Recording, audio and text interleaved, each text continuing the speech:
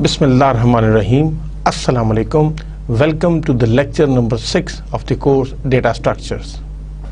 My name is Dr. Iftikhar Azim Niaz.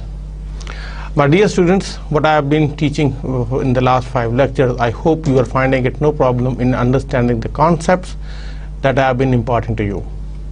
And you are doing some programming practice in your labs or in your homes so that you become familiar with the programming language C, which we will use for implementing the concepts which we will learn in this course. As usual, we will start the course with the summary of the previous lecture. In our last lecture, we discussed the concept of pointers.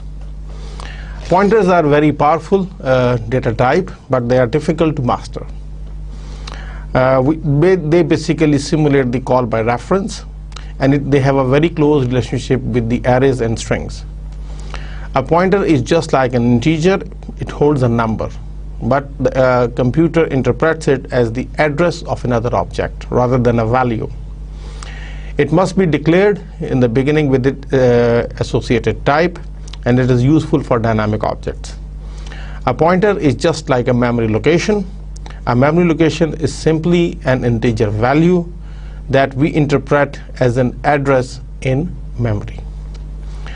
We also talk about the pointer operations and the pointer operators. We discussed the 2 pointer operators, that is address operator and indirection operator. Accessing an object through a pointer is called indirection. It contains the memory addresses as their values, and pointers, they contain address of a variable that has a specific value. We call it indirect reference. Indirection is basically referencing a pointer variable, and we use the symbol static with the pointer variables. Multiple pointers, they require static before each variable declaration. And you can also declare pointers to any data type with the help of void, and you can initialize the pointers to 0 or null or an address. The address of operator, which is the second operator, which is used with the ampersand sign, it obtains an object's address in the memory. It returns the address of the operand. And the indirection, which is also called the dereferencing operators, it refers to the objects the pointer pointed at. It returns a synonym alias of what its operands point to. It can be used, the indirection operator can be used for assignment, and it moves from address to the contents.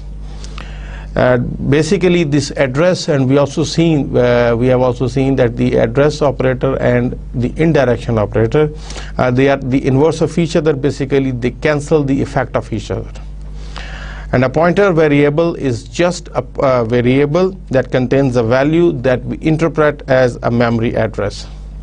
Just like an uninitialized integer variable holds some arbitrary garbage value, an uninitialized pointer variable points to some arbitrary garbage address. So what will happen if we follow a garbage address? It depends upon what is the arbitrary memory address is. If it is an address to memory that the operating system has not allocated to our program, then we will get a segmentation error. If it is a non-existent address, we got a bus error. And some systems, they required multiple data items like integers to be aligned, for instance, and it maybe have to start at an even number address or an address that is a multiple of 4. And if our access violates a restriction like this, we also get a bus error. And if we are really unlucky, we will access memory that is allocated for our program. Then in that case, we will destroy our own data. So it is recommended that never used an uninitialized pointer variable. Then we also talk about the pointer arithmetic. With the C language, it allows the pointer values to be incremented by the integer values. So we can use the increment, decrement operator, and we can also add an integer to a pointers using the plus operator, minus operator, plus equal to, minus equal to. And it means that pointer variables, they can be subtracted from each other. and the operations, they become meaningless unless it is performed on an array. Pointers of the same type can be assigned to each other. If not the same type, a cast operator within the bracket that have to be used.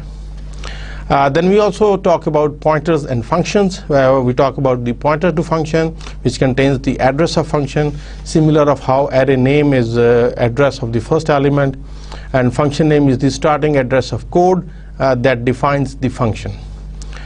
We also talk about the pass by value and pass by reference. More focuses on the pass of reference, because the pointer variable, they simulate the pass by reference. When a function parameter is passed as a parameter, as a pointer, so changing the parameter changes the original argument. So arrays are pointers, and we can use the array as arguments. Structures, they are also usually passed as pointers. And call by reference, with we talk about call by reference with pointer arguments, pass address of arguments using the AND operator, which allows you to change the actual location in the memory. And arrays are not passed with, because the array name is already a pointer. And in the end, we talk about the pointers and arrays. Pointers and arrays, they are closely related, and array name is like a constant pointer. Pointers can do the array subscripting operations, and we can use the addition, increment, and the subtraction operations. And array can also contains pointers, so it means the array elements can also be pointed to some other memory locations. So these are the topics that we have discussed in our last lecture, and I sincerely hope that these topics are well clear to you. We will now start the today's lecture, and the objectives of our today's lecture is to we will talk about the dynamic memory management with pointers. We will talk about a little bit about structures, the unions, the strings, and briefly about the multi-dimensional arrays. We start with the dynamic memory allocation. In C and C++, three types of memory are used by our programs. One is the static memory, one is the heap memory, and one is the stack memory.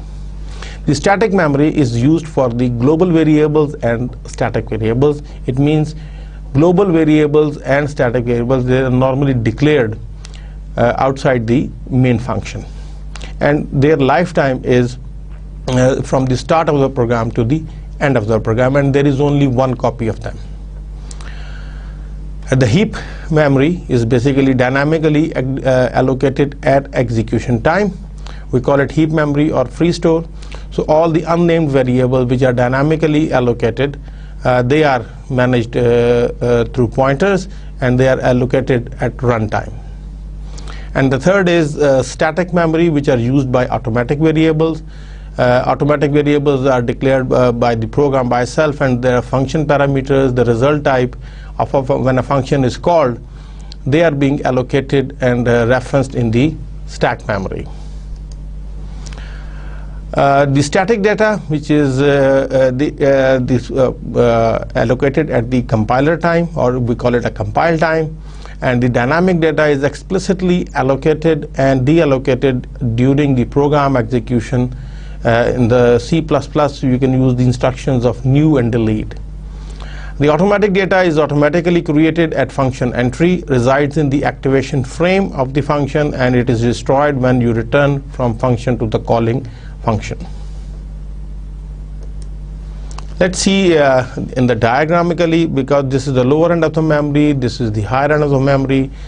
This is the program segment, which contains the instructions written from your program, and this is the static data, which contains the global variables and the static variables.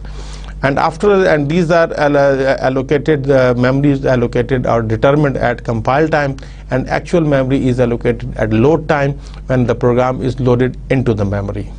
And after the static data comes the heap, and at the higher end is the stack, and they grew towards each other.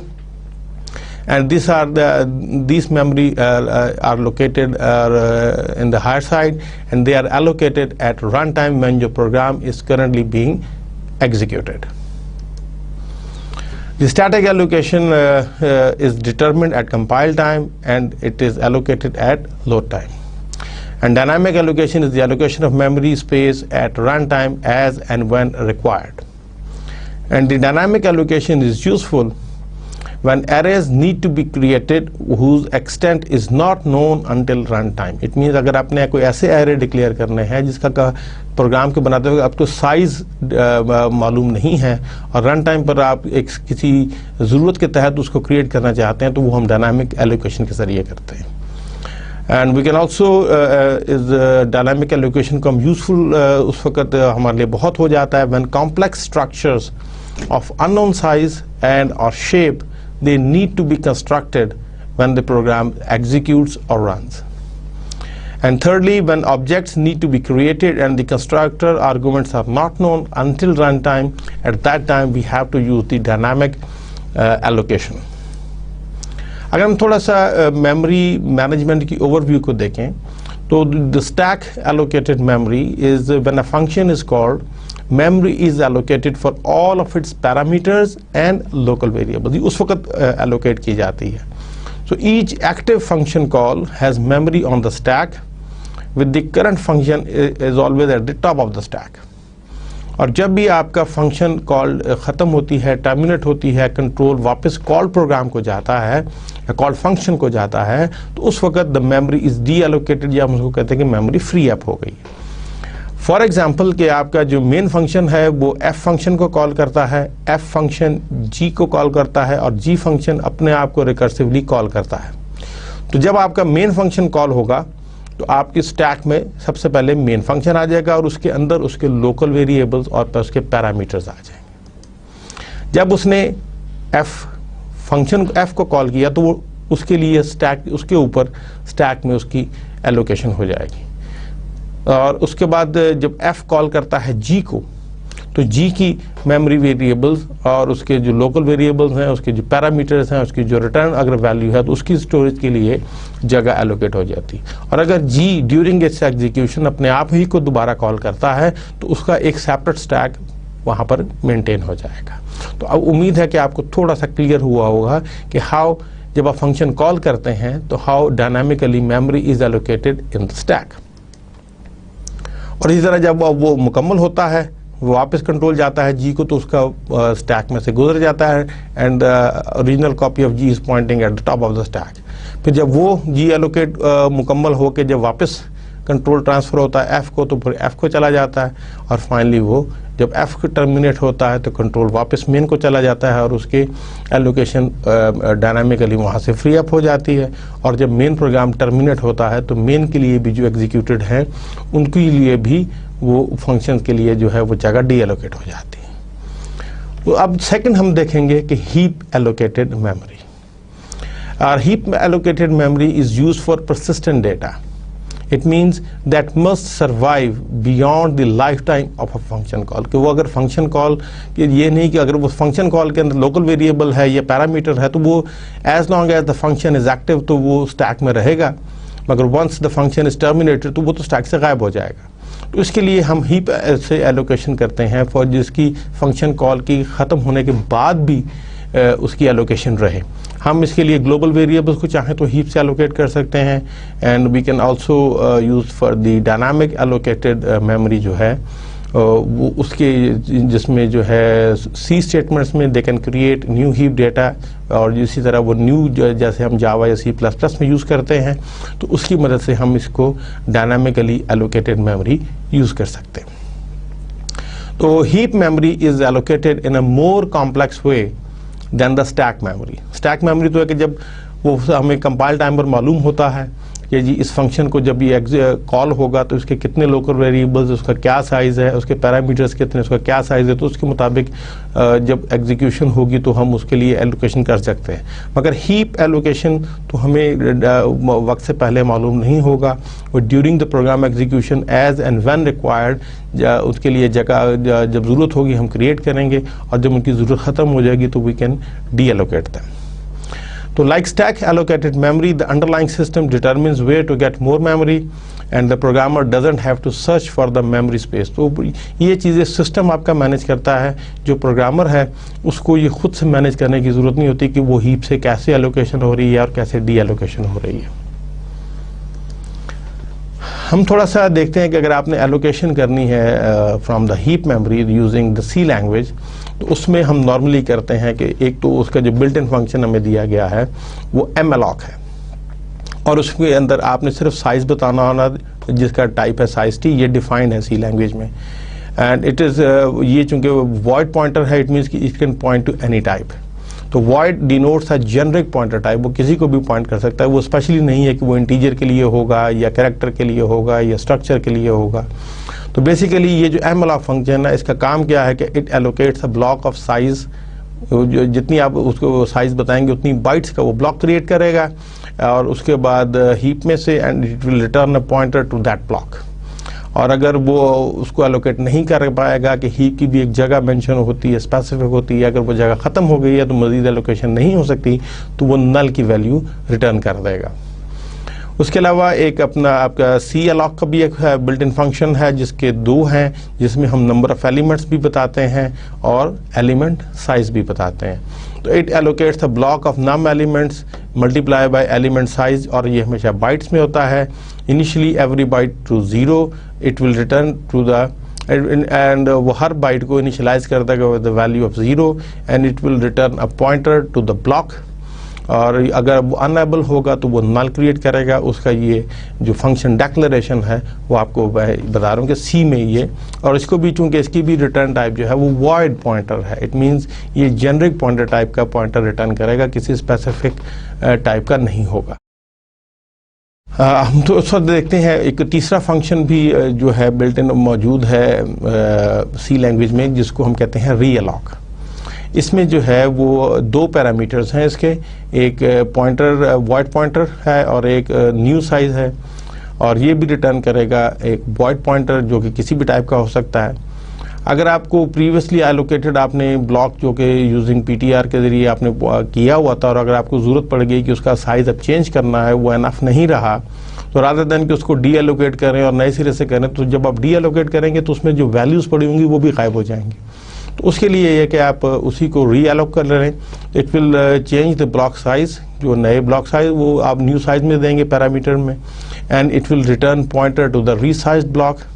और अगर block size increase हुआ तो contents of the old block may be copied to a completely different region, or in this case the pointer return will be different from the PTR argument, and PTR will no longer point to a valid memory region.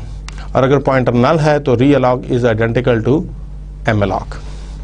तो जो इसमें normally है कि आपको ये जब भी आप malloc करें या उसमें करें, तीनों के केस में you need to cast return value, क्योंकि जो वॉइड पॉइंटर टाइप का होता है, तो इसलिए हम जैसे कह रहे हैं कि कैरेक्टर पी के लिए एक ऐसा P is a pointer to a character, तो हम जब उसमें साइज़ करेंगे तो हम malloc से बफर साइज़ एक टेम्परेरी हम ले रहे हैं, और उसका जो रिटर्न टाइप आ रही है उसको हम कास्ट कर रहे हैं कि इट मस्ट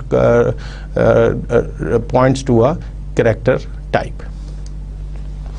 डी एलोकेटिंग के लिए जो है सी लैंग्वेज में वॉइड फ्री के नाम से है, और फ्री के जो है वो सिर्फ आपने वो पॉइंटर का वॉइड पॉइंटर टाइप का देना होता है।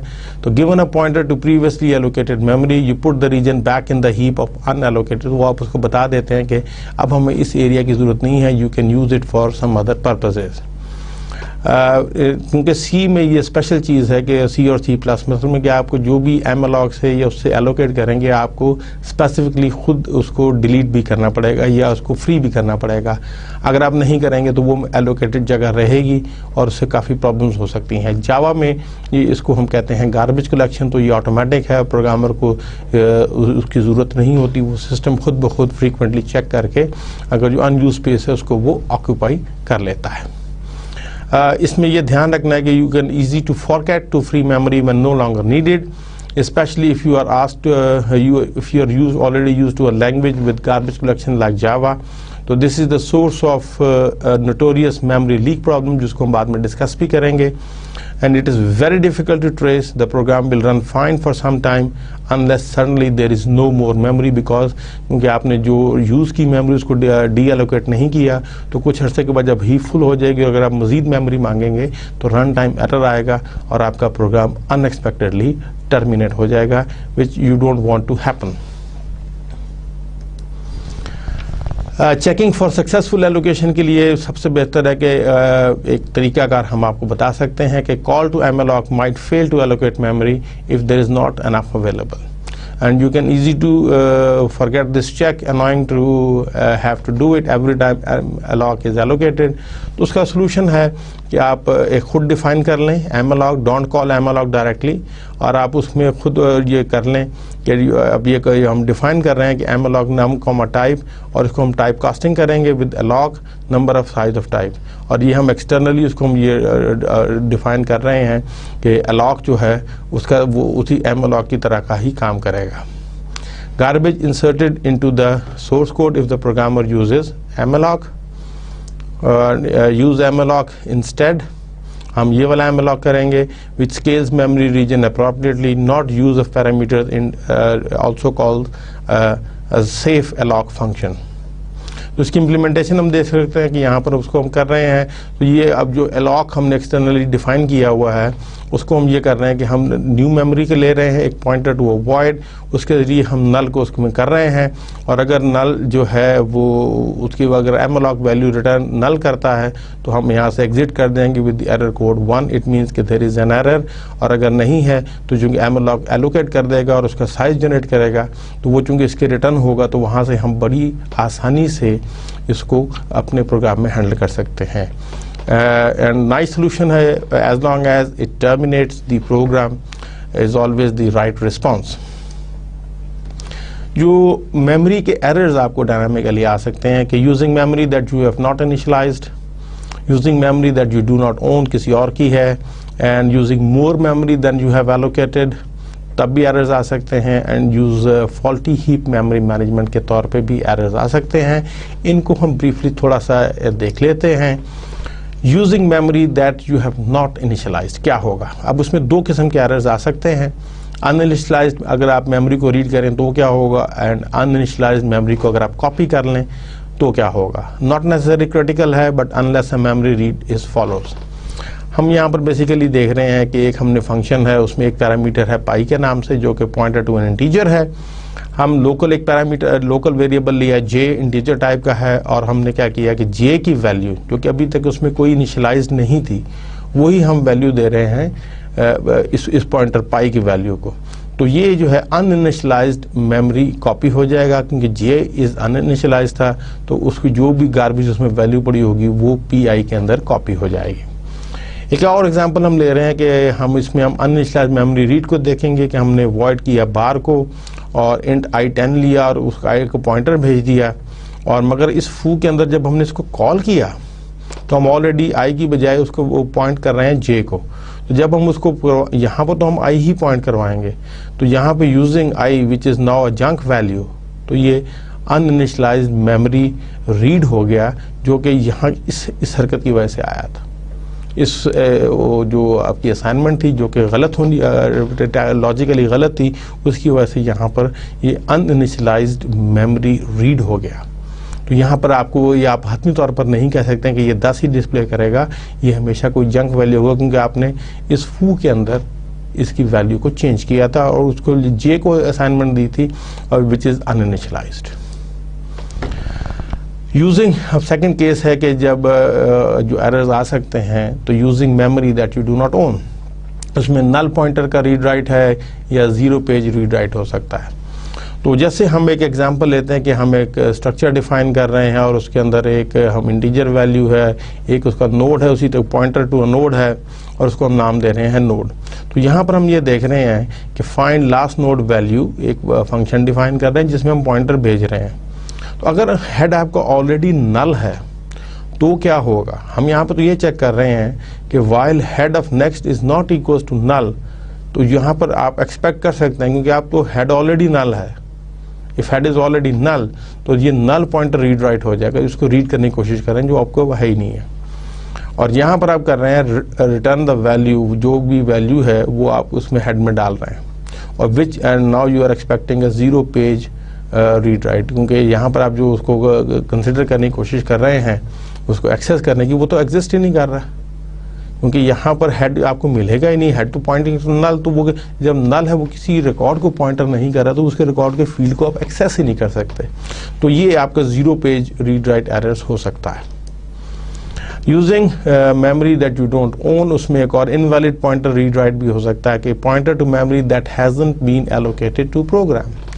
इसकी हम एग्जांपल देख सकते हैं कि हम एक फंक्शन लिखते हैं gen IPR, और इसके अंदर हम क्या कर रहे हैं कि हम स्टार्ट में हमने दिया है IPR is a pointer to an integer, और हमने उसको 4 इंटू साइज ऑफ इंटीजर के हिसाब से एमएलॉग स्पेस ली और उसको टाइप कास्ट करके हमने इसके अंदर वैल्यू डाल दी। आई और जे 2 सिंपल इंटीजर टाइप के हैं, और यहाँ पर हम क्या कर रहे हैं कि हम एक आई के अंदर हमने क्या किया कि उसको पॉइंटर अरिथमेटिक की IPR -1000 करके उसकी वैल्यू को हमने आई में कर दिया और जे को हमने IPR से इसके ज़रिए प्लस कर दिया। And you can now expect the IPR means invalid, क्योंकि जब आपने पॉइंटर अरिथमेटिक को पॉइंट तो कर देगा मगर आपको ये नहीं पता कि वो किसको पॉइंट कर रहा है, तो यहाँ पर जो है इनवैलिड पॉइंटर रीड हो जाएगा और उसके बाद आप उसको फ्री कर रहे हैं, मीन्स कि आप जो एलोकेशन हुई हुई है उसको आप फ्री कर रहे हैं। ये है generate the IPW means invalid pointer right. उसमें हमने वही हम काम कर रहे हैं कि एक वो पॉइंटर लिया और उसको हमने पहले मेमोरी डायनामिकली एलोकेट कर दी with the help of the malloc function, और हमने उसमें जो है वो क्या किया कि इस दफ़ा हम उसमें सब्ट्रैक्शन और एडिशन कर रहे हैं। तो यहाँ पर हम जब कर रहे हैं तो बेसिकली वो हमें उस एलोकेशन से गड़बड़ हो गई, ये 1000 बाइट्स का चक्कर चल जाएगा। हम उसको साइज ऑफ इंट जो कि नॉर्मली 4 या 2 बाइट्स होता है, तो उसके हवाले से जब हम उसको कर रहे हैं तो वो हम गलत जगह पर राइट कर रहे हैं जो हमारे प्रोग्राम को ऑन नहीं करता, और उसके बाद हम फ्री कर रहे हैं। तो these are the logical mistakes जो आप कर सकते हैं। सिंटेक्स के हवाले से ये चीज़ें ठीक हैं, it will not give any error eight compile time. या रन टाइम पर जो है इसका बिहेवियर अनडिटरमिन्ड हो जाएगा, अनडिफाइंड हो जाएगा, and it will give you wrong results and which will create a lot of problems. Common error जो 64 बिट ऑपरेशंस में है कि ints are 4 bytes but pointers are 8 bytes. तो if prototype of malloc is not provided, return value will be cast to a 4 byte int. तो if you forgot to, अगर आपने उसको ये भूल गए उसको एलोकेट करना, अगर आपने यही काम उसमें किया और PI of 0 को 10 कर दिया, तो then you can expect an invalid pointer right. और उसके बाद अगर उसको दिखाने की कोशिश करेंगे तो यहाँ पर आप उसको एक तो गलत उसको राइट कर रहे हैं और यहाँ से आप उसको गलत रीड करने की कोशिश कर रहे हैं। तो ये देखें कि ये कॉमन एरर है, क्योंकि एमएलॉग जो है वो अगर आप उसको वो वाला फंक्शन नहीं देंगे तो ये गड़बड़ करता है। 4 bytes will be looped off this value resulting in an invalid pointer value. Free memory read write के भी एरर्स आ सकते हैं कि access of memory that has been freed earlier, कि ऑलरेडी आपने उसको डी एलोकेट कर दिया, उसको दोबारा जब आप रीड करेंगे तो वो गड़बड़ हो जाएगी। जैसे हम यहाँ पे कर रहे हैं कि हम एक फंक्शन डिफाइन कर रहे हैं इनिट एरे, और वो इंटीजर पॉइंटर टाइप का देगा, हम 2 पॉइंटर भेज रहे हैं इन पॉइंटर, और हम क्या कर रहे हैं कि उसको पॉइंटर के अंदर री अलॉक कर रहे हैं with the size of int. उसके बाद हमने मेमोरी को सेट किया, मेम सेट किया विद दिस, और उसके बाद हमने यहाँ से अगर आप ये देखेंगे न्यू साइज़ के हवाले से, उसके बाद हम पॉइंटर को रिटर्न कर रहे हैं।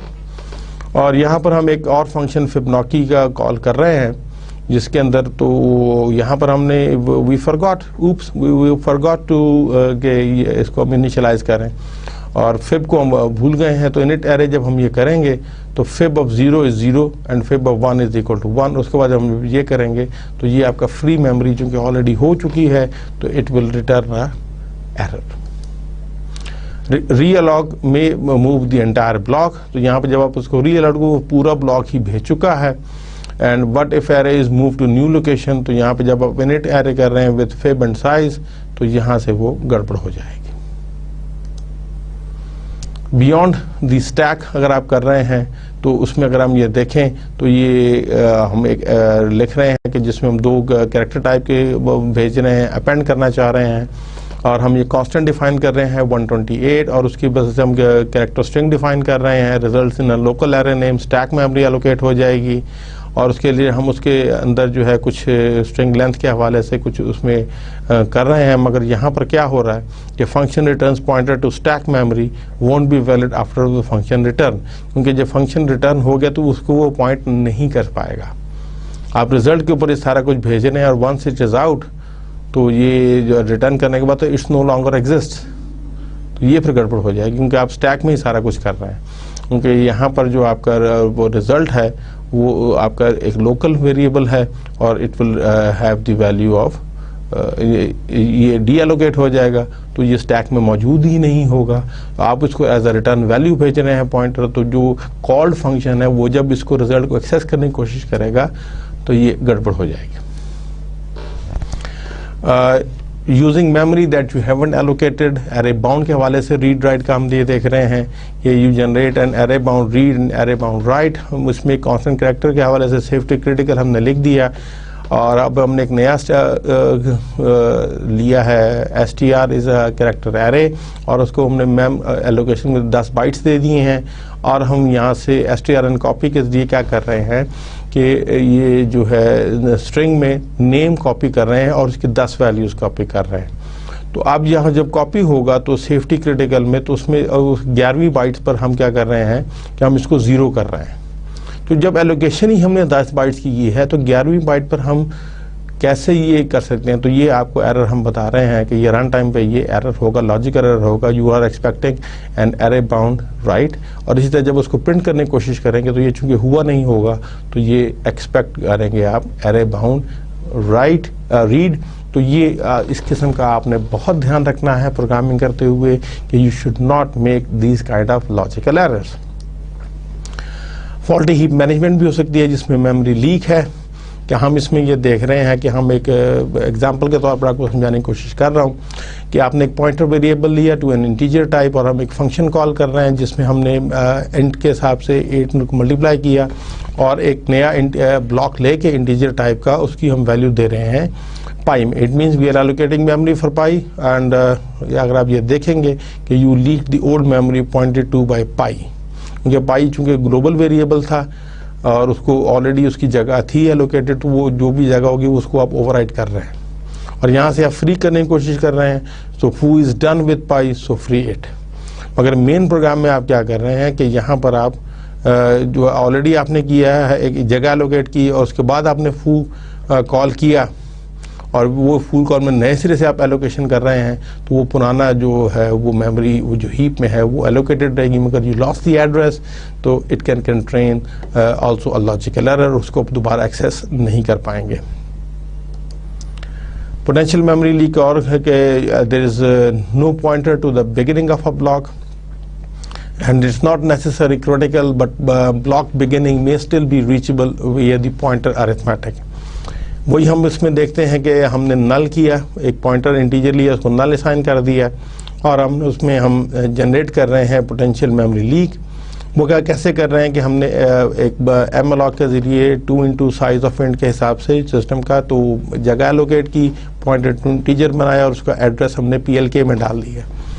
तो you expect the PLK as pointer variable is incremented past beginning of the block और उसके बाद आपने PLK ++ कर दिया, तो ये जो है वो उसको एलोकेशन के बाद में आप उसको ऐड कर देंगे तो ये गड़बड़ हो जाएगी। तो बिगिनिंग ऑफ द ब्लॉक जो है वो गो के एलोकेटेड है, मगर you have lost it because आपने एड्रेस स्टार्टिंग एड्रेस मॉडिफाई कर दिया है।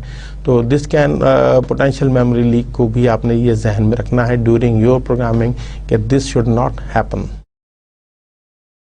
उसके अलावा हम फ्री कर सकते हैं नॉन हीप मेमोरी को and you freeing the unallocated memory. तो यहाँ पर हम ये देखेंगे हम ये फ्री कर रहे हैं ऐसी मेमोरी को जो कि आपने अभी ये नॉन हीप मेमोरी है, you are freeing the stack memory, वो फ्री कर रहे हैं स्टैक मेमोरी को जो कि क्योंकि ये लोकल फंक्शन का लोकल वेरिएबल है तो इसकी एलोकेशन हमेशा स्टैक में होती है और आप इस कमांड के ज़रिए उसको हीप से करें। ये भी एक फॉल्ट है और इसका एरर आएगा, इसका बिहेवियर क्या होगा रन टाइम पर वो आप चेक कर सकते हैं। हम ये दूसरा है कि यहाँ पर हम उसके अंदर एक लोकल पॉइंटर वेरिएबल लिया तो यहाँ से हमने मेमोरी एलोकेशन की उसको अरिथमेटिक किया +1, तो you expect the unallocated memory, क्योंकि firm +1 points to the middle of a block. उसके बाद आपने फ्री किया फर्म को, उसके बाद फ्री किया फर्म को, तो यहाँ पर आप बेसिकली अनएलोकेटेड मेमोरी को फ्री कर रहे हैं, क्योंकि आप ऑलरेडी उसको फ्री कर चुके हैं, दोबारा कैसे फ्री करेंगे। तो this kind of errors you can simply, थोड़ी सी गलती की वजह से हो सकते हैं, but they will create a lot of problems at run time. Errors आएंगे and you have to remove them using some debugging techniques. But minded आपको बताने का मकसद ये है कि जब हम डेटा स्ट्रक्चर्स की आप लोग इम्प्लीमेंटेशन करें तो इस किस्म के क्योंकि पॉइंटर्स का बहुत इस्तेमाल होगा, तो इसको बड़ा ध्यान से डिक्लेयर करना है, इस्तेमाल करना है। तो हीप के अगर हम थोड़ा सा देखें तो उसकी डेफिनेशन क्या है कि it's a region of memory provided by most operating systems for allocating storage. ये लास्ट इन फर्स्ट आउट के डिसिप्लिन का नहीं है, इट्स बिकॉज ये स्टैक नहीं होता है। It must be explicitly allocated and it must be explicitly released and it may be accessed only with pointers, जिसको आप सिर्फ पॉइंटर्स के थ्रू एक्सेस कर सकते हैं। एंड रिमेंबर एरे आपका जो है it's equivalent to a pointer. और मैनी हैजर्ड्स हैं सी प्रोग्रामर के लिए, कुछ हमने ऑलरेडी देख लिए हैं, कुछ को और देख सकते हैं। वो ये कि ये प्रोग्राम का स्टैटिक कोड है, ये स्टैटिक डेटा जिसमें ग्लोबल वेरिएबल्स हैं। डायनामिकली हीप यहाँ पर होती है, this is the heap. Stack भी डायनामिकली लोकेटेड, ये हायर एड्रेसेस की तरफ होती है, इसको पॉइंट कर रहा था टॉप ऑफ द स्टैक को स्टैक पॉइंटर। एलोकेटिंग मेमोरी हमने आपको जैसे बताया कि एमएलॉग से और उससे कर सकते हैं। फ्री अलॉग ये हमने इसको एक नज़र देख लिया है। Quickly allocates the size bytes of memory from the heap and returns a pointer to it, null pointer if allocation fails for any reason. Free क्या करता है, it return the chunk of memory pointed to by PTR must have been allocated by malloc या सी अलॉग के साथ।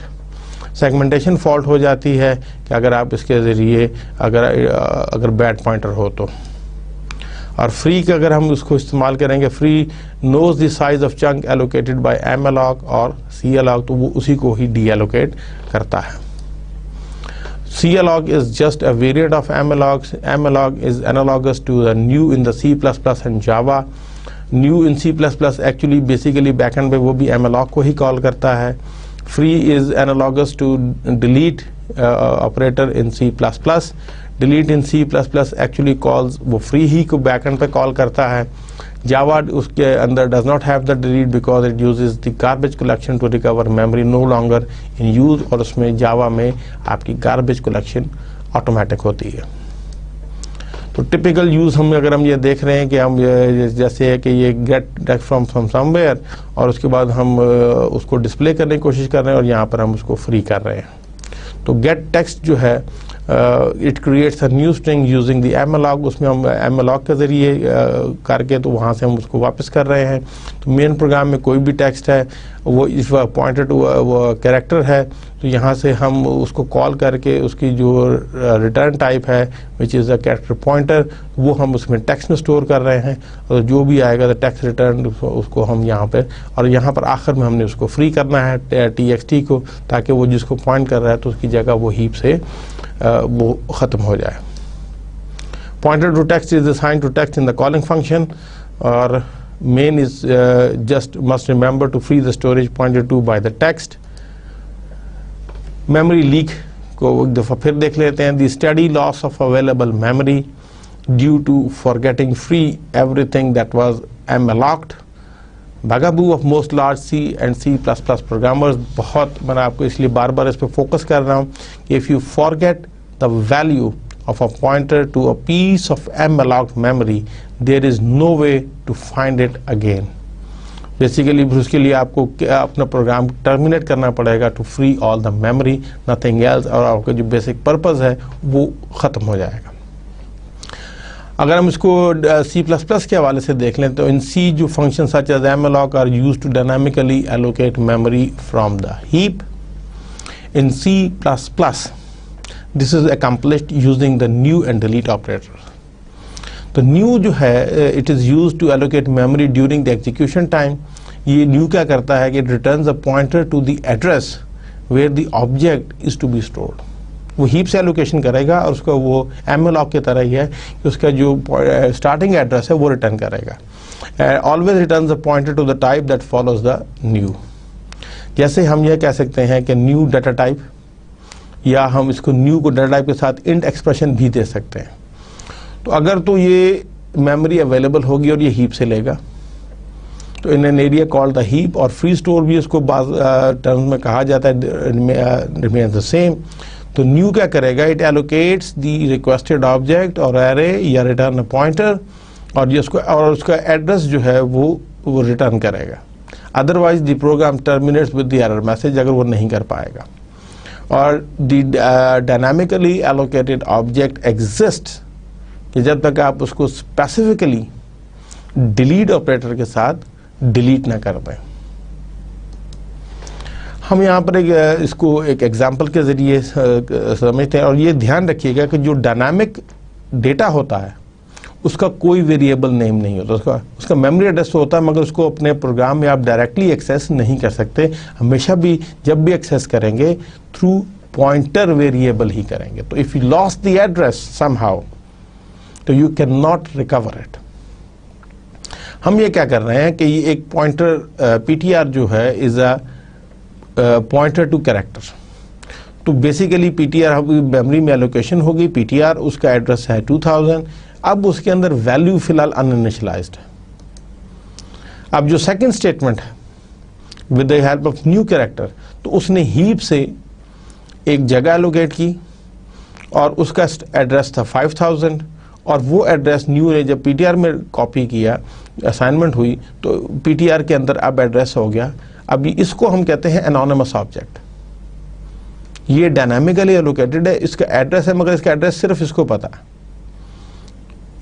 अब उसके बाद आप क्या कर रहे हैं कि आप उस पॉइंटर के अंदर कैरेक्टर बी को स्टोर कर रहे हैं और उसके बाद उसको अपप्रिंट कर रहे हैं। तो नल पॉइंटर क्या है? There is a pointer constant called the null pointer denoted by null, but null is not a memory address 0. तो बेसिकली नल जो है वो सिर्फ ये बताता है कि वो किसी वैलिड एड्रेस को पॉइंट कर रहा है कि नहीं। It is an error to dereference a pointer whose value is null. Such an error may cause your program to crash or behave erratically. It is the programmer's job to check for this. तो जब आप ये check कर लेते हैं कि अगर वो नल के बराबर नहीं है तो देन सेफ है। अगर आप नल की बगैर अगर वो नल हुआ और आपको किसी में इस्तेमाल कर लेंगे तो फिर वो गड़बड़ हो जाएगी। तो जहाँ पर न्यू ऑपरेटर है उसके लिए करस्पॉन्डिंग C++ में डिलीट भी है और ये आपने इस्तेमाल करना है।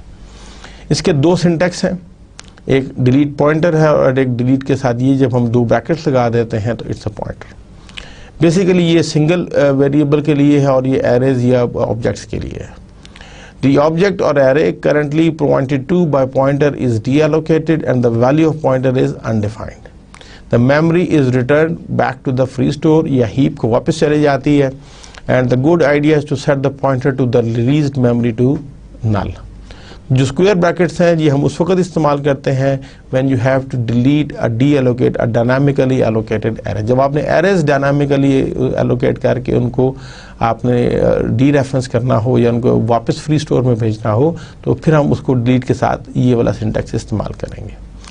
वही एग्जांपल है, उसको ऑपरेटर को हम ये देखते हैं कि जब हमने ये देखा था उसमें कि हमने उसको पहले किया, यहाँ से हमने उसको वैल्यू दे दी पॉइंटर क्रिएट करके और उसके बाद हमने उसको किया। तो यहाँ पे जब हम डिलीट कर रहे हैं तो वो जो वेरिएबल है वो डिलीट हो गया है and now the pointer PTR उसके अंदर एड्रेस अब क्या है वो हमें नहीं मालूम। Deallocates the memory pointed to by PTR. इसको एग्जांपल के जरिए हम फिर देखते हैं कि हमने कि कैरेक्टर लिया है pointer to a character type, उसका स्टार्टिंग एड्रेस हो सकता है मेमोरी में ये हो, उसके अंदर वैल्यू अनडिफाइंड। यहाँ पर आपने क्या किया कि अब हम उसको एलोकेशन कर रहे हैं एक एरे की जिसका एरे है 5 और न्यू के जरिए उसका जो स्टार्टिंग एड्रेस है 6000 वो इसमें आ गया। उसके बाद आपने क्या किया, str कॉपी का एक फंक्शन कॉल किया जिसमें बाई को उसमें पीटीआर में डाल दिया गया। तो बाई जो है वो इसमें अंदर डाल देगा वो। और उसके बाद अब आप क्या कर रहे हैं कि पीटीआर 0 के अंदर u का कैरेक्टर आपने कर दिया। उसके बाद आपने क्या किया कि इसको डिलीट कर दिया। पीटीआर को जब डिलीट कर रहे हैं तो ये सारा it deallocates the array pointed to by PTR.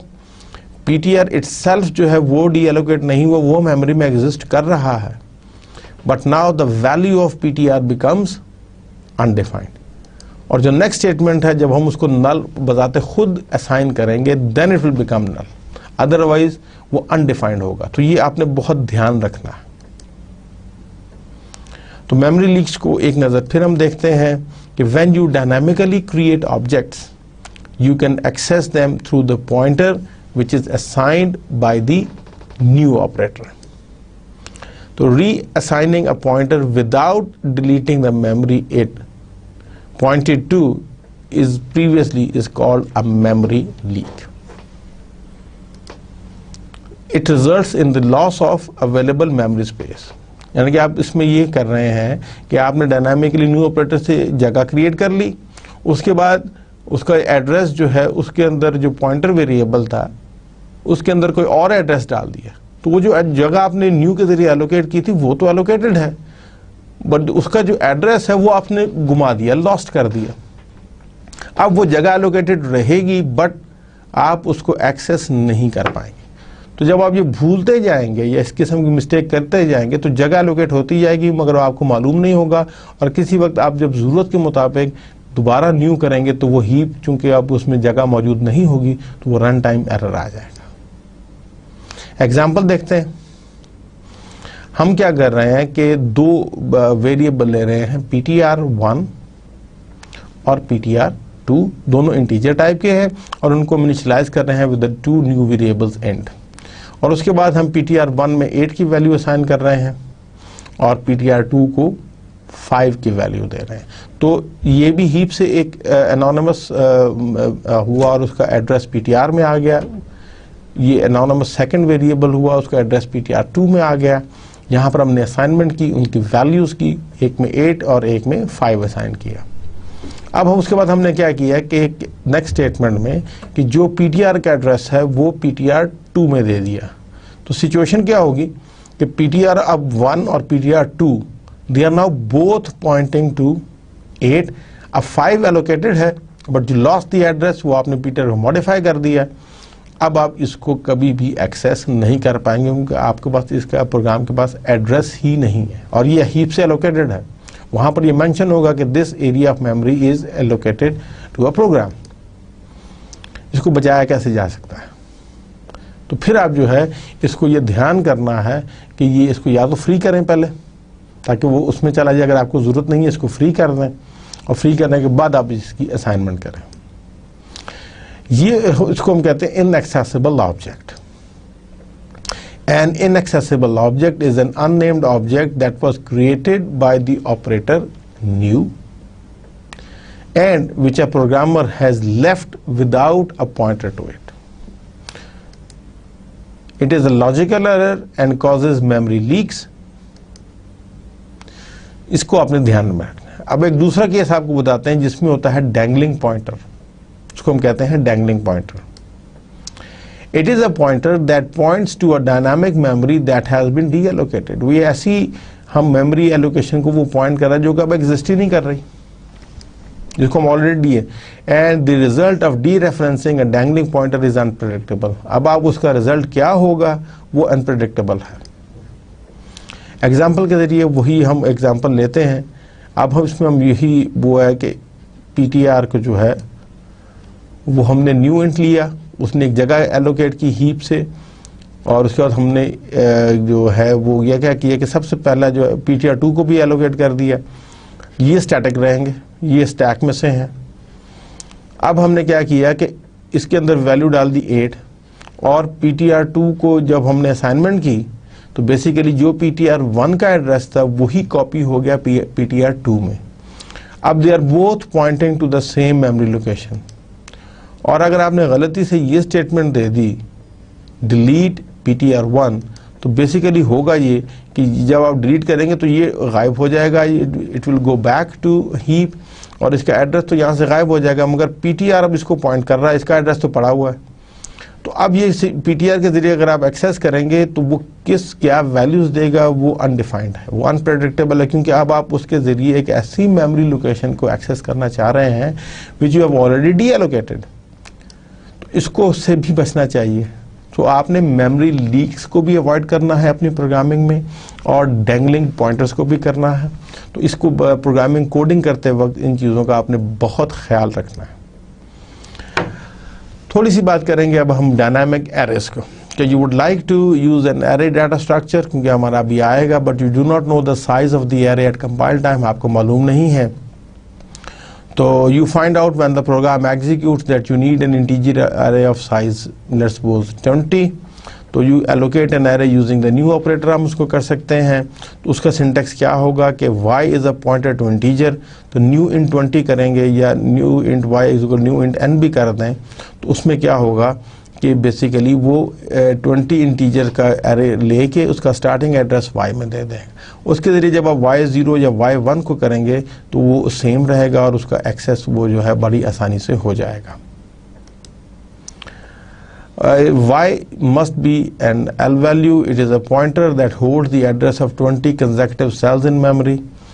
So it can be assigned a value, the new operator returns an address that is stored in y. तो यू कैन राइट बाय, इस तरह भी है कि y x0 को भी आप कर सकते हैं और x equal to y, and the x can appear on the right, y gets the address of the first cell of the x array. And ये ख्याल रखना पड़ेगा कि जब we must free the memory we got using the new operator once we are done with the y array, तो फिर हमें ये डिलीट का सिंटेक्स जो है विद द ब्रैकेट्स हमें इस्तेमाल करना पड़ेगा। And we would not do this to the X array because we do not use new to create it. यहाँ तक हमने बात की, आज हमने डायनामिक मेमोरी मैनेजमेंट की और उसके अलावा डायनामिक एरेज की। अब हम उसके बाद आज के नए दूसरे टॉपिक्स पर चलते हैं। We will talk about the structures. Structures जो है it's the collection of related variables, या उसको ये भी एक स्ट्रक्चर डेटा टाइप है, एग्रीगेट है। और इसका डिफरेंस बेसिकली अगर हम एरे से कंसिडर करें तो यही है कि एरे इज़ अ कंपोजिट या स्ट्रक्चर डेटा टाइप के जिसमें तमाम एलिमेंट्स की टाइप एक होती है, होमोजीनियस है। स्ट्रक्चर्स जिनको बाज़ लैंग्वेजेस में रिकॉर्ड्स भी कहा जाता है, ये भी एक डेटा स्ट्रक्चर है, स्ट्रक्चर डेटा टाइप है, बट इसको हेट्रोजीनियस टाइप कहें कि इसमें जो एलिमेंट्स हैं of the structure they can B of the different types, और मगर इनको आप जो है प्रोग्राम के अंदर अंडर वन नेम करते हैं, and they can contain variables of different data types. तो ये इसमें फ़र्क है एरे में और उसमें। तो commonly they are used to define records which are used to be stored in files. तो हम ये कह सकते हैं कि structures, इनको हम C में और C++, जावा वगैरह में structures कहते हैं। Structures are the heterogeneous data structures and basically ये related जो attributes हैं उनको ये collectively store करेगी। And you can combine them, the structures with pointers, and you can create the linked list, stacks, queues and trees, जो कि हम इस कोर्स में आगे देखेंगे। इसलिए मैं आपको स्ट्रक्चर्स, मुझे कभी उम्मीद है कि आपने इसको सी लैंग्वेज में ऑलरेडी कवर किया हुआ होगा प्रोग्रामिंग के कोर्स में, मगर मैं इसका थोड़ा सा रिव्यू यहाँ पे देना चाहूँगा just to refresh your memory, और क्योंकि अपने इसको आगे इस्तेमाल भी करना है। इसकी एग्जांपल हम लेते हैं स्ट्रक्चर डेफिनेशन के लिए कि हम बेसिकली क्या कर रहे हैं कि यहाँ पे एग्जांपल में वी आर डिफाइनिंग स्ट्रक्चर जिसका स्ट्रक्ट है, नाम उसकी टाइप का कार्ड है, और उसके जो एलिमेंट्स हैं उसको हम यहाँ पर फील्ड कहते हैं। एक फेस फील्ड है which is a pointer to a character type, and suit भी पॉइंटर टू अ कैरेक्टर है। तो struct introduces the definition for structure, card is the structure name, and it is used to declare the variables of the structure type. और card contains two members, both इस case में तो दोनों की type character pointer ही है, और इनको हम these members are called face and suit. तो struct की इंफॉर्मेशन का अगर हम उसमें थोड़ा सा देखें, a struct cannot contain an instance of itself, वो अपने आप का इंस्टेंस नहीं रखेगा, but it can contain a member that is a pointer to the same structure type. ये बहुत इंपॉर्टेंट चीज़ है कि स्ट्रक्चर का जो फील्ड है वो अपने आप को एज अ फील्ड नहीं रख सकता, मगर उसका अपने आप को पॉइंटर वो फील्ड रख सकता है। Can contain a member that is a pointer to the same structure type.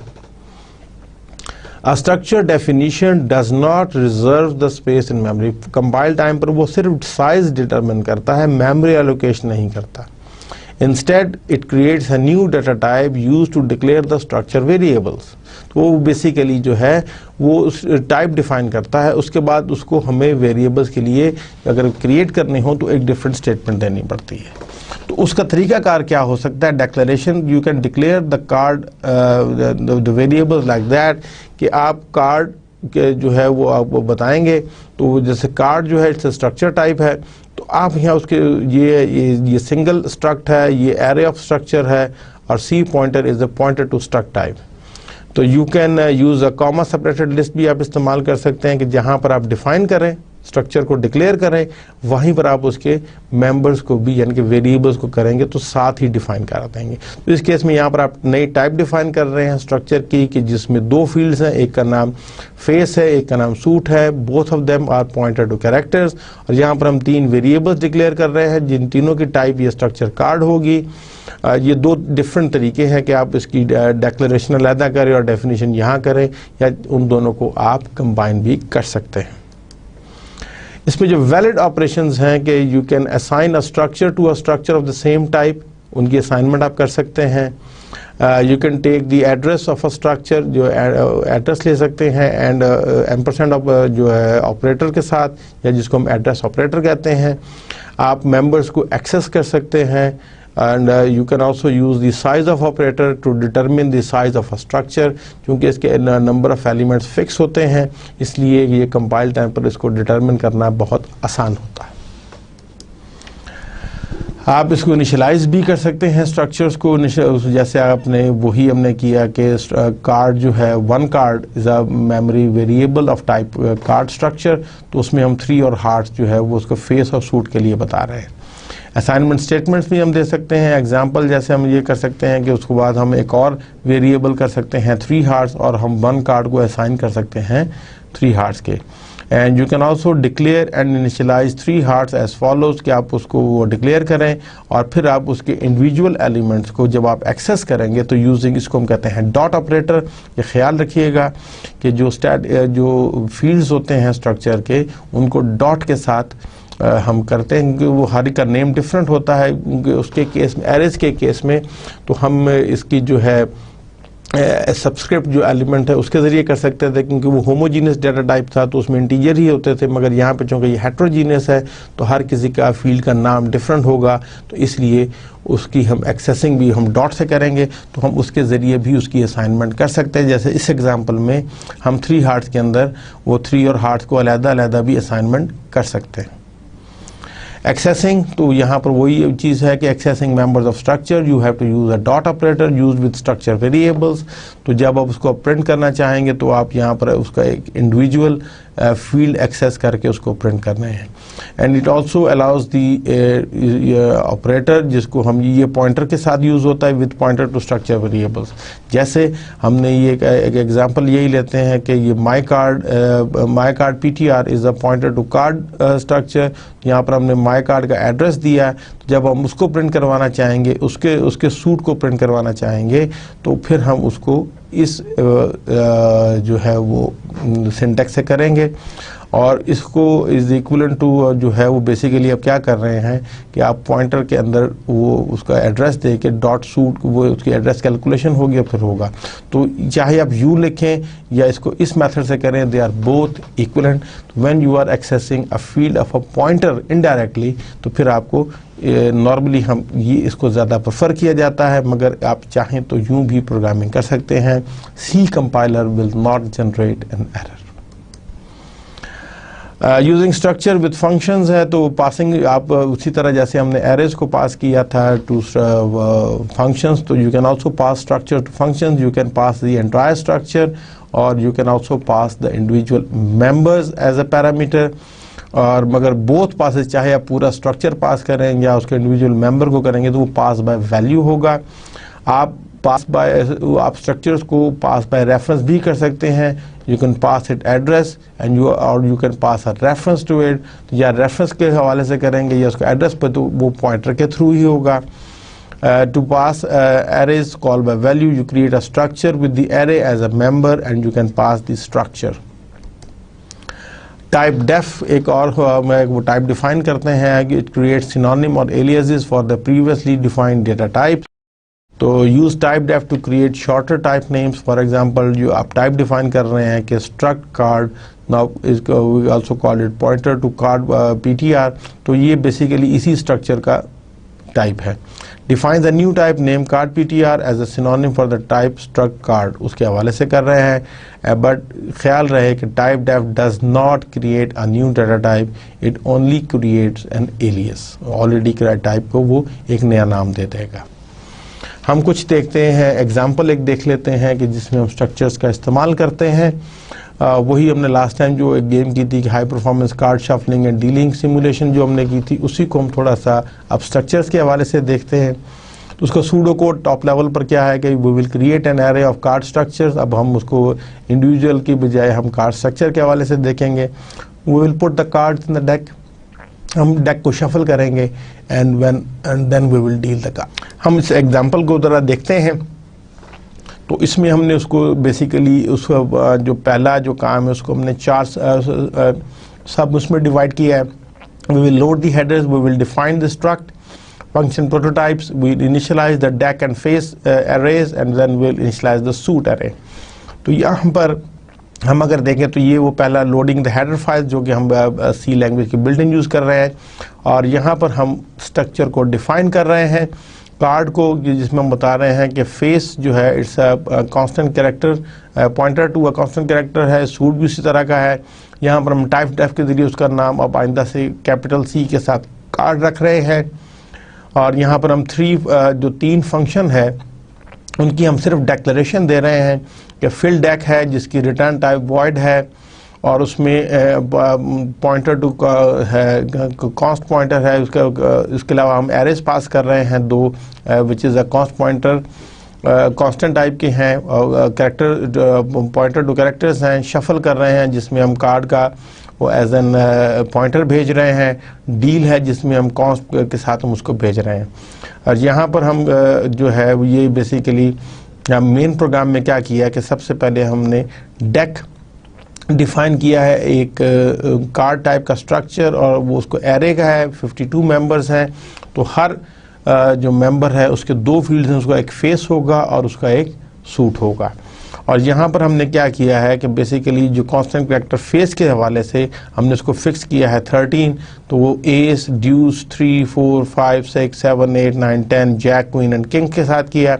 Suit चूँकि कार्ड्स में 4 होते हैं तो हमने वो उसके लिए कांस्टेंट कैरेक्टर वो पॉइंटर वो बता के हार्ट्स, डायमंड्स, क्लब्स और स्पेड्स. और यहाँ पर हम जो है वो रैंडम का फंक्शन कॉल कर रहे हैं, ये उसको रैंडमली हम करेंगे. और अगर हम नेक्स्ट में देखें तो यहाँ पर हमने रैंडमाइज कर लिया है.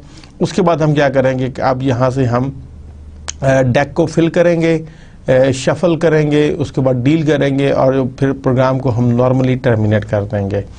तो ये हमने उसकी यहाँ पर कॉलिंग की है. अब यहाँ पर हम उन तीनों फंक्शंस की बारी बारी डेफिनेशन दे रहे हैं. थोड़ा सा देखते हैं.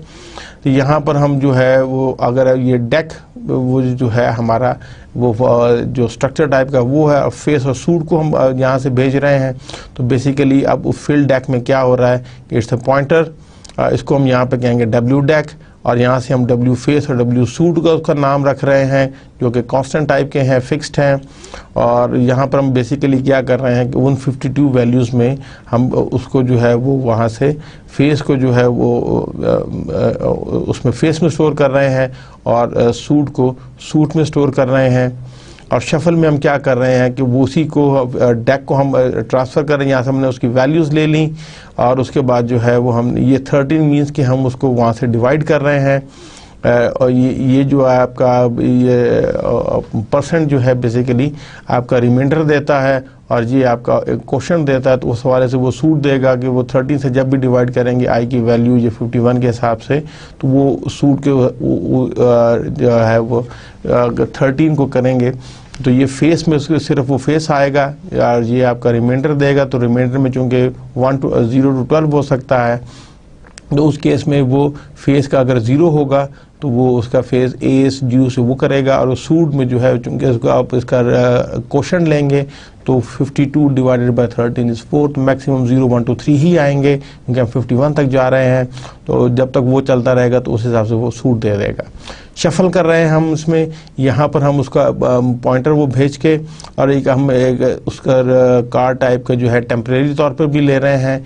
और अब उसमें हम बेसिकली क्या कर रहे हैं कि रैंडम करके तो जे को हम जो रैंडम वैल्यू लेंगे जो जे में आएगी, और हम क्या कर रहे हैं कि उसके फर्स्ट वैल्यू को आई को पहले हम टेम्प में रखेंगे, वो टेम्परेरी वेरिएबल में रख के अब हम क्या कर रहे हैं कि उसकी जे की वैल्यू आई में दे रहे हैं और आई में अंदर हम टेम्प वैल्यू की दे रहे हैं। तो बेसिकली हम उसको शफल कर रहे हैं रैंडमली ताकि वो जो है वो शफल हो जाए। इसमें basically it will put all the 52 cards in the deck, face and suits are determined by the remainder and the modulus. यहाँ पर हम रैंडम का फंक्शन कॉल कर रहे हैं between 0 and 51 and it will swap the element I with that element. और तीसरी जो हमारी डीलिंग वाली है उसमें हम क्या कर रहे हैं कि हम उसी को 51 टाइम करके अब सिर्फ हम ये कर रहे हैं कि उसके फेस को और सूट को हम सिर्फ जो है वो कर रहे हैं, डिस्प्ले कर रहे हैं। यहाँ पर हम पॉइंटर अरिथमेटिक के साथ करके सिर्फ वो टैब्स और न्यू लाइन को ही सिर्फ ऐड करना चाहेंगे। तो we will cycle through the array and we will print out the data using the उसके जो फील्ड्स हैं, इसलिए हम डॉट ऑपरेशन यहाँ पे हम वो वाला सिंटैक्स इस्तेमाल कर रहे हैं। और अगर आप ये देखें तो ये प्रोग्राम आउटपुट आएगी, तो ये 52 कार्ड्स को आप ये देखें तो वो रैंडमली ही उसको प्रिंट कर रहा है। यहाँ पे 8 ऑफ डायमंड्स आएगा, फिर S of hearts, right of clubs, 5 of spades, 7 of hearts. तो इस तरह ये देखेंगे टोटल 52 को वो रैंडमली उसने डिस्प्ले कर दिया है। तो सी के जो स्ट्रक्चर्स हैं बेसिकली एग्रीगेट हैं मगर उसके साथ साथ स्केलर हैं। Aggregate in that they hold multiple data items at one time, उसको मेंबर्स कहते हैं they of various types like the notion of a class और field but without the data hiding feature. इसमें डाटा हाइड नहीं होता, easily accessible होता है। कि स्केलर किस सेंस में है कि सी ट्रीट्स ई स्ट्रक्चर एज अ यूनिट, एक यूनिट के तौर पर लेता है। As opposed to the array approach a pointer to a collection of member in memory होता है। Entire structures not just pointer to structures may be passed as function arguments. You can assign them to variables, etc. Interestingly, they cannot be compared using the relational operator equal. उसका rational क्या है कि ये बहुत inefficient हो जाता है कि आप उसको दो structures को इस तरह exactly करें। Declaration के लिए जो है you can combine the variable and type declaration, struct, tag आएगा, member list आएगी, उसके बाद आप variable list। Any one of the 3 point portions you can also be omit, you can omit the tag। तो struct int a b character ये भी x y के जरिए कर रहे हैं। तो variables x and y declared with members as described, int members a and b and character pointer c।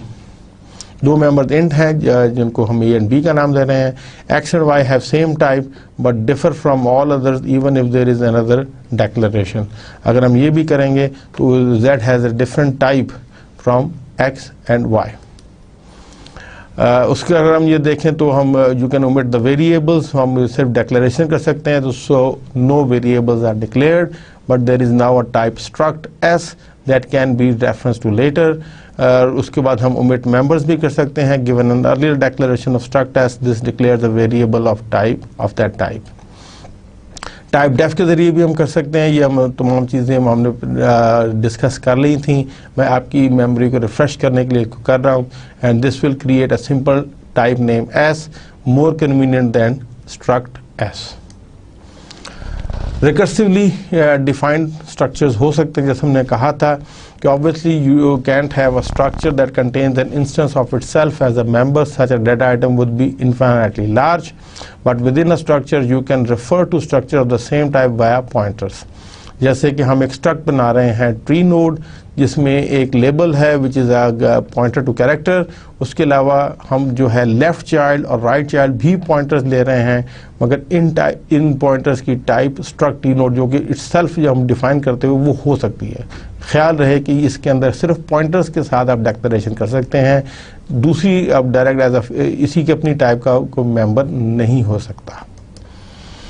When two structures refer to each other, one must be declared in incomplete yes को prototype fashion। जैसे struct human है, आप उसको सिर्फ बता रहे हैं, तो यहाँ पर स्ट्रक्ट पेट है, उसको आप बता रहे हैं कि वो एक स्ट्रिंग ऑफ है, ऑफ नेम, स्पीशीज भी कैरेक्टर स्ट्रिंग्स है। यहाँ पे स्ट्रक्ट ह्यूमन है विच इज़ ये पॉइंटर टाइप का है, owner is a pointer to struct human. और यहाँ पर आप इस इनिशियलाइजेशन सिर्फ इन दो की करेंगे, बाकी की नहीं करेंगे। उसके बाद आप चाहें तो इसको डिफाइन कर सकते हैं कि ह्यूमन में भी जो है वो आप एक नेम दे रहे हैं और उसके अंदर उसका स्ट्रक्चर बता रहे हैं कि वो क्या हो सकता है। We can't initialize the owner member at this point since it hasn't been declared yet। सिर्फ उसको हमने डिक्लेयर नहीं किया हुआ, इनिशियलाइज इसलिए डिक्लेयर बाद में किया है। You can access with the dot operator, direct access है, subscript and dot operators have the same precedence and associated left उनकी association left to right होती है, so we don't need parentheses for sam.pet00 species। Indirect अगर access है तो वो pointer के through है, उसके हम इनडायरेक्ट एक्सेस करते हैं which is equal to static S और डॉट एम, जिसको dereference a pointer to a structure then returns a member of that structure. Dot operator has higher precedence that indirection operator, so parenthesis are needed. अगर जब इसमें उसकी जो है वो dot की वो जो है वो हायर प्रेसिडेंस है तो उसको ऊपर आपको लगाना पड़ता है, अदरवाइज अगर आप नहीं लगाएंगे तो ये गड़बड़ हो जाएगी। तो या आप इसको इस तरह डिक्लेयर करें रेफरेंस या इस तरह करें, they are both semantically same. ये इवेल्युएटेड फर्स्ट होगा access owner member because dereference to human and they have the equal precedence and association इनकी लेफ्ट राइट है, क्योंकि इसमें इनकी दोनों की लेवल इक्वल है और एसोसिएशन अगर एक लेवल की होंगे तो लेफ्ट वाला पहले होगा, राइट वाला बाद में होगा, तो इसलिए हम इसको इस तरह लिखेंगे। मेमोरी लेआउट अगर हम देखें तो एक और एग्जांपल के जरिए मैं आपको बताना चाहूँगा कि हमने एक स्ट्रक्ट किया है कॉस्ट के नाम से, जिसके अंदर हमने दो फील्ड्स हैं, एक अमाउंट है टाइप एंड और एक करेंसी टाइप, उसको जो है वो दो है, कैरेक्टर टाइप की करेंसी है और ये एरे है टाइप 2। और अगर हम उसको देखेंगे तो वो कॉस्ट के अंदर ये दो फील्ड्स हैं, एक अमाउंट है चूँकि इन टाइप 4 बाइट ले रहा है और ये एक कैरेक्टर 1-1 बाइट ले रहा है। पार्ट को हम देखना चाहेंगे, part is the layout of structure part, it's the character ID2, तो वो यहाँ पर आ रहा है। स्ट्रक्ट कॉस्ट है उसका वेरिएबल आप दे रहे हैं तो वो यहाँ पर रख रहा है। एंड इंट नम अवेलेबल, जो थर्ड एलिमेंट जो है वो इंट नम है, वो 4 बाइट्स ले रहा है। Here the system uses 4 bytes alignment of integers, so amount and num avail must be aligned, उसको हमें अलाइन करना पड़ेगा। 4 bytes wasted for each structure, क्योंकि अलाइनमेंट का चक्कर भी है। अब बेटर ऑल्टरनेटिव क्या हो सकता है फ्रॉम अ स्पेस पर्सपेक्टिव कि आप जो है वो कॉस्ट को पहले डिफाइन करें, स्ट्रक्चर को, वो फील्ड को पहले ले जाएं, उसके बाद कैरेक्टर ID ले जाएं और फिर इसको नम को करेंगे। तो चूंकि उसने इनको इक्वलेंट 4 के ऊपर करना है तो यहाँ पे वो सेव स्पेस हो जाएगी। तो दिस किस्म की टेक्निक्स भी हम जो है वो प्रोग्राम की एफिशिएंसी और बेटर मैनेजमेंट के लिए हम कर सकते हैं। स्ट्रक्चर को अगर आपने एज अ फंक्शन आर्गुमेंट्स भेजना हो तो structures are scalar, so they can be return and passed as arguments just like ints and characters. जैसे हम एक structure big change struct big S, तो इसको हम कॉल बाय वैल्यू कहेंगे, टेम्परेरी कॉपी है of structure is created. Question है कि अगर आप लार्ज स्ट्रक्चर्स को भेज रहे हैं पास बाय वैल्यू तो इनएफिशिएंट हो जाएगा because it involves a lot of कॉपिंग। And you can also avoid by passing a pointer to the structure instead, तो आप उसको पॉइंटर के जरिए भी भेज सकते हैं। तो अगर प्रॉब्लम ये है कि अगर if the struct argument is read only और उसको मॉडिफाई नहीं करना, तो सेफ अप्रोच ये है कि यूज़ द कॉन्स्ट, उसको आप कांस्टेंट बना देंगे तो फिर वो चेंज नहीं हो पाएगा। जो दूसरा डेटा स्ट्रक्चर जो सी में मैं उसको थोड़ी सी ब्रीफली आपको बताना चाहूँगा, that is the union. A memory that contains a variety of objects over time only contains one data member, वो एक वक्त में एक ही डाटा मेंबर आएगा। मेंबर्स ऑफ अ यूनियन जो हैं वो एक वक्त में एक साथ एग्जिस्ट नहीं कर सकते, only one will exist at the same time. और उसकी जो मेमोरी एलोकेशन होती है कि जो सबसे बड़ा जो फील्ड होता है सिर्फ उसके हिसाब से मैक्सिमम जगह एलोकेट की जाती है और उसको फिर हम ऑल्टरनेटिवली इस्तेमाल करे जाते हैं। Only the last data member defined can be access जो होगा। इसकी डिक्लेरेशन उसी तरह है जैसे हम स्टार्ट के करते हैं कि यूनियन, उसके बाद टैग आएगा और उसके बाद उसके वो मेंबर्स होंगे और फिर के बाद हम उसको डिफाइन करेंगे विद द वेरिएबल। स्टोरेज में size of union is the size of its largest member, जो उसका साइज लार्जेस्ट मेंबर का होगा वही उसका साइज होगा। Avoid union with widely varying member sizes for the larger data types, consider using pointers instead. ऐसा ना हो कि एक एरे कर दे, एक स्ट्रक्चर कर दें तो वो बहुत ज़्यादा मेमोरी वेस्टेज हो जाएगी, उसके लिए बेहतर है कि आप पॉइंटर्स का इस्तेमाल कर लें। Unions may only be initialized to a value appropriate for the type of its first member.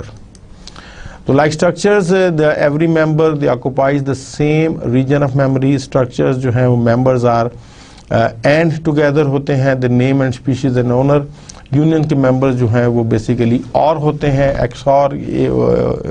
तो इसमें से आगे अगर हम इसका हवाले से देखेंगे तो float, int और character s, तो ये XOR हैं, mutually exclusive हैं। तो ये या तो either at any given time या तो ये फ्लोट में होगा या एन इंट होगा या एक स्ट्रिंग होगा। It's up to the programmers to determine how to interpret a union, means which member to access. So it is often used in conjunction with the type variable that indicates how to interpret the union value. जैसे numerator type है, हमने एक define की है int float string, और उसके अंदर हम ये बता सकते हैं कि struct is a variable, tag बता रहे हैं enumerated type और union value, access type to determine how to interpret a value. Valid operations इसके साथ क्या हो सकते हैं कि आप assignment कर सकते हैं unions of the same type. You can take the address, you can access the union member using the dot operator, and indirectly you can accessing the members using the pointers. थोड़ा सा एक छोटी सी example देखते हैं कि how to define union, initialize variables, we will set the variables and will print. तो यहाँ पर हमने एक यूनियन डिफाइन किया है जिसके दो मेंबर्स हैं, दो मेंबर्स में से कोई एक हो सकता है, एक इंट एक्स है और एक डबल वाई है, तो मैक्सिमम एलोकेशन डबल के हवाले से हो जाएगी। यहाँ पर हम उसका एक वेरिएबल डिफाइन कर रहे हैं, डिक्लेयर कर रहे हैं, which is the name of value. अब यहाँ पर हम क्या कर रहे हैं कि उसके फ़िलहाल हम उसके वैल्यू x को एक्सेस कर रहे हैं और उसको 100 वैल्यू असाइन की, और अब उसमें हम उसमें बेसिकली क्या कर रहे हैं कि हमने इंटीजर मेंबर को वैल्यू दी है और दोनों मेंबर्स को प्रिंट करके देख रहे हैं कि क्या होगा। उसके बाद हम क्या कर रहे हैं कि हम y के अंदर वैल्यू 100.0 दे रहे हैं और फिर हम उसी दोनों को प्रिंट करवा के देख रहे हैं कि क्या वैल्यू प्रिंट होगी, और उसके बाद प्रोग्राम को हम टर्मिनेट कर रहे हैं normally.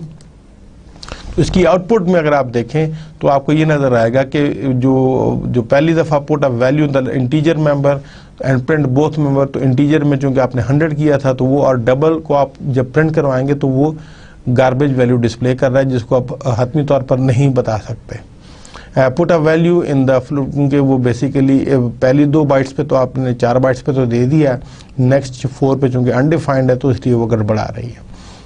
Put a value in the floating number and print both number, तो उसमें इंट में वो 0 डिस्प्ले करेगा और डबल में 100.0 डिस्प्ले करेगा। थोड़ा सा स्ट्रिंग को भी देख लेते हैं।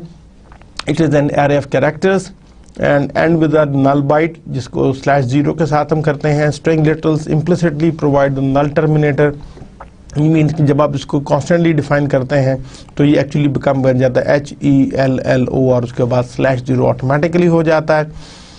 सी का अगर स्ट्रिंग्स में हम देखें तो a string is the character array ending in /0। जैसे हम कहते हैं कि कैरेक्टर एस साइज डिटरमिन कर रहे हैं, ये हम वो कॉन्स्टेंटली उसको कैरेक्टर पॉइंटर बना रहे हैं कि this is an uninitialized string, और कैरेक्टर उसमें this is an another string. String contents जो कॉन्स्टेंट्स हैं they are used in double quotes, चाहे वो ये डबल कोटेड सेल्फ हो या सिंगल कोट हो। And string constants may not span the lines, however they may be concatenated, जैसे hello और world को है is the same as hello world, इस तरह। इसमें हम ये देखते हैं string in C के हवाले से कि let the it's a pointer to you, this is another string, तो फिर हम उसको जब कर सकते हैं तो इसको हम individual as an array के तौर पर भी एक्सेस कर सकते हैं।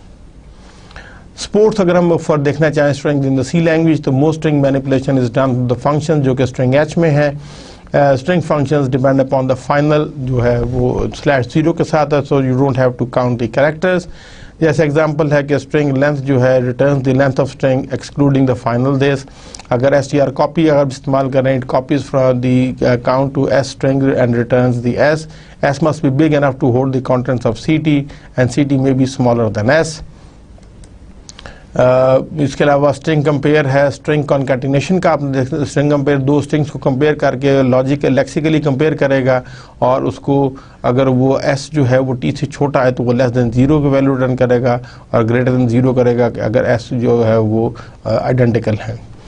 str cat जो है वो उसको वो करेगा अपना कंकैटिनेशन करेगा to on to the end of the string, means कि उसके एंड पे डाल देगा s must be big enough to hold the contents of both. उसके अलावा str character, str character, str spn, str scpn ये आप अपनी सहूलत के मुताबिक इस्तेमाल कर सकते हैं। इसके अलावा ctype.h में कुछ कैरेक्टर हैंडलिंग लाइब्रेरी है जिसमें is digit, is alpha, is accessed, is lower, is upper, to lower, to upper, is space, जो इंडिविजुअल कैरेक्टर को एक्सेस करके ये उसके हवाले से करेगा। तो ये return true if C is a digit and false otherwise. तो उसके अलावा std लिब के अंदर भी a to f, a to i इस किस्म के भी हैं। ये आपका कन्वर्जन के लिए होता है कि आप किसी कैरेक्टर को डबल में कन्वर्ट करना चाहें फ्लोट से, और ये है कि आप उसको इंटीजर में कन्वर्ट करना चाहें, किसी लॉन्ग को आप जो कैरेक्टर को जो है लॉन्ग में करना चाहें। इसी तरह आप उसके strtod जो है वो और strtol और लॉन्ग के लिए भी कन्वर्जन के लिए भी बिल्ट इन लाइब्रेरी फंक्शन मौजूद हैं। Dilemma क्या है कि if strings are array of characters then if arrays cannot be returned from functions, how we can manipulate variable length strings and pass them around our programs? The best answer is you use the storage allocated in the heap। इसको फिर आप new and delete के साथ करें या malloc के साथ करें। तो C का स्टाइल का मल्टी डायमेंशनल को भी most high level languages they support arrays with more than one dimension।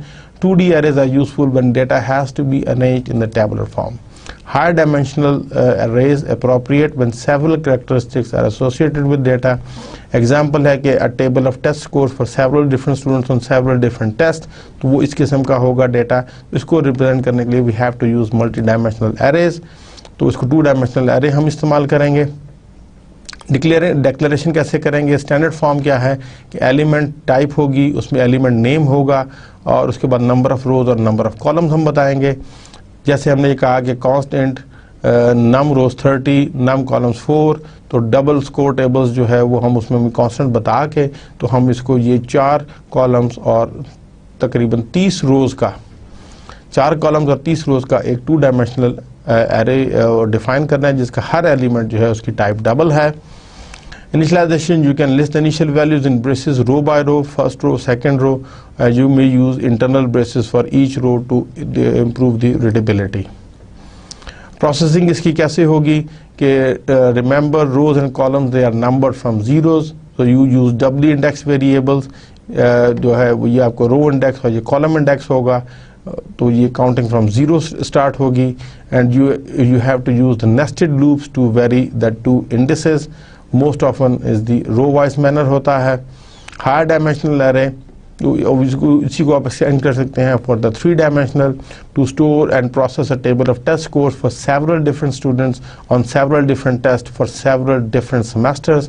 तो उसके लिए आप तीसरा कॉन्स्टेंट भी डाल दें तो वो सेमेस्टर के हिसाब से ये 3rd पे चला जाएगा। तो ग्रेड बुक जो है 432 means is the scores of the 4th semester for the student 2 on test 3। तो ये आप they are all counted from 0 in the C language. Arrays of को हम कह सकते हैं कि जो multi dimensional two dimensional it's an array of array. तो declares the score to be one dimensional array containing 30 elements each of which is a one dimensional array of 4 real numbers. तो the test is a one dimensional array of rows each of which has 4 real values. We can declare it also as typedef के जरिए भी हम इसको कर सकते हैं। उसके बाद हम इसको यूं को भी कर सकते हैं एंड फाइनली यूं भी कर सकते हैं। इन एनी केस अगर हम देखा जाए तो ये is the ith row of the table. ij should be the thought of the finding the jth element. और इसको हम एड्रेस ट्रांसलेशन इसकी अगर हम करना चाहें तो array of array structure of multi dimensional arrays explain the address. तो बेस एड्रेस अगर इसका ये है तो अगर आपका जो टेबल 10-4 का जो एलिमेंट है उसका जो एड्रेस होगा वो यहाँ से कैलकुलेट करके आ जाएगा। तो वो 10 से आप रेफरेंस करेंगे size of row of table, फिर उसके अंदर आप करेंगे कॉलम के हिसाब से और फिर आप उसके अंदर यहाँ से बेस के करेंगे +3 size of double. so you can easily calculate. In general, an n-dimensional array can be viewed recursively as a one-dimensional array whose elements are n-1 dimensional arrays. Implementing इनकी करनी हो तो वो इनकी implement more complicated है than one dimensional. Memory organized as the sequence of memory location and is thus 1D. तो how to use a 1D structure to support a multi-dimensional structure? तो उसके लिए a character requires a single byte. So compiler instructed to reserve 12 consecutive bytes. Two ways, इसको हम row wise भी store कर सकते हैं, column wise भी कर सकते हैं. तो implementing multi-dimensional array जो है वो देखा जाए तो रो वाइज तो फिर यूं स्टोर होगा, और अगर रो वाइज स्टोरेज होगी तो फिर ABCDEFGHIJKL इस तरह होगा. और अगर कॉलम वाइज अगर स्टोरेज करना चाहेंगे तो उसकी सेम मेमोरी जो है it's a linear sequence of bytes, तो AEIBFJCGKDHJ तो वो उस हवाले से होगा. अगर हम आज के लेक्चर की समरी को देखें तो वी टॉक अबाउट, हमने आज को डायनामिक मेमोरी मैनेजमेंट को पॉइंटर के साथ देखा, बहुत डिटेल से देखा. हमने malloc फंक्शन के ज़रिए हम हीप से कैसे एलोकेशन कर सकते हैं, calloc के ज़रिए कैसे कर सकते हैं, फ्री के ज़रिए हम कैसे हीप को मेमोरी वापस भेज सकते हैं जो हमने डी एलोकेट करनी है, रीअलॉक अगर हमें ज़रूरत पड़े तो प्रीवियसली एलोकेटेड मेमोरी का साइज़ इंक्रीज करना है तो रीअलॉक के ज़रिए कर सकते हैं. फिर हमने इसको C++ में उसके लिए corresponding new and delete operators को देखा, हमने उसके हवाले से एग्जांपल्स देखनी. डैंगलिंग रेफरेंस और मेमोरी लीक्स को हमने बड़े गौर से देखा. इन क्वेश्चंस को आपने बहुत ध्यान से रखना है. उसके अलावा हमने बेसिकली थोड़ा सा रिव्यू किया स्ट्रक्चर्स को, सी लैंग्वेज में स्ट्रक्चर्स के हवाले से उसकी डेक्लेरेशन, इनिशलाइजेशन, एक्सेसिंग कैसे हैं, कौन से ऑपरेशंस परफॉर्म करते हैं. यूनियंस के हवाले से हमने थोड़ा सा देखा कि उसकी डेक्लेरेशन, इनिशलाइजेशन, उसकी एक्सेसिंग और उसकी वो क्या होती है. फिर हमने स्ट्रिंग्स के हवाले से क्विकली कुछ थोड़ा सा देखा कि उसकी हम वो बेसिकली वन डायमेंशनल एरे होते हैं. फिर उस पर जो बिल्ट इन फंक्शंस जो हमें सी लैंग्वेज प्रोवाइड कर रही है हमने उसको भी एक नज़र देखा. और उसके अलावा हमने एंड पे मल्टी डायमेंशनल को देखा कि वो बेसिकली क्या है और उनको हम कैसे इस्तेमाल कर सकते हैं सी लैंग्वेज में. तो आज के लेक्चर में हमने ज़्यादातर तो जो रिवीजन है सी की वो मुकम्मल कर ली है और उसमें कॉन्सेप्ट्स को एक डिफरेंट एंगल से देखा है. इंशाल्लाह नेक्स्ट टाइम जो है वो हम नेक्स्ट टॉपिक पे बात करेंगे. कोई प्रॉब्लम हो you can always contact me through email. अगले लेक्चर के लिए इजाज़त दीजिए. अल्लाह हाफ़िज़.